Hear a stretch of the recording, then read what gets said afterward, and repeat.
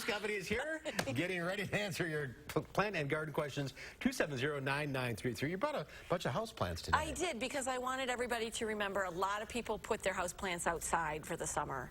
And with the temperature starting to tumble, it's kind of time to think about treating them before you bring them in the house. Lots of bug problems that are outside that are not a big deal outside, but when you bring your plants in untreated, those problems can escalate really fast. So use a systemic insecticide and spray them with some insecticidal soap before you bring them in.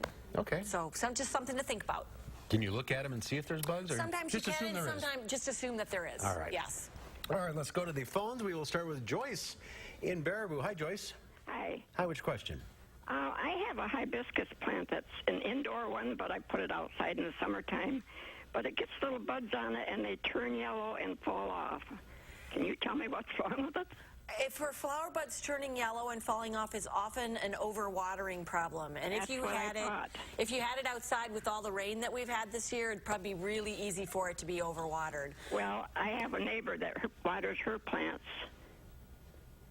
And they're fine? Yeah, and they're fine? She waters her plants, and then she waters mine, too, so it's getting double water. Okay, so yeah, I would just, when you bring it inside for the winter, just watch the water, let it dry out completely before you water it. Okay. All right, let's go to Dwayne in Wanakee. Hi, Dwayne. Yes, another question about wintering bulbs, calla lily bulbs. Okay. What do we use to, what kind of dust or powder or whatever? You don't. All you need to do is let the frost come so that the leaves die back in yellow, and cut those back carefully. And then you just want to basically put them in flats, either cardboard or if you have like old plastic flats. And a lot of people will use like wood Excelsior packing material or peat moss. You just want to keep them cool and dry is the main thing, so that they don't get moldy. And check them every month or so just to make sure they're not getting squishy. So you have to dig them up. You got to dig them up, yes. All right, let's go to Jim in Fitchburg. Hi, Jim. Hi, how you doing? Great. What's your question? I have purple shamrocks, and throughout the summer and until last month, I had like 50 of them in this pot, and I rotate them every once in a while.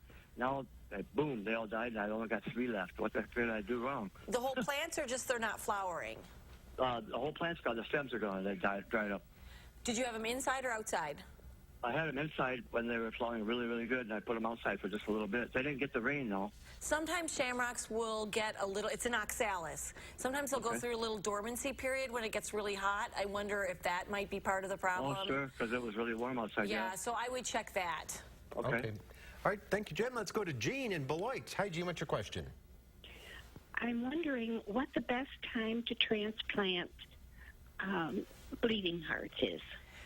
Jean, early in the spring, just as they start to emerge, so you know where they're at, and then you would dig them up and put them in a new spot then. So if you've got them, now cut them back and put a little marker so you remember where they are, and then transplant them in the spring.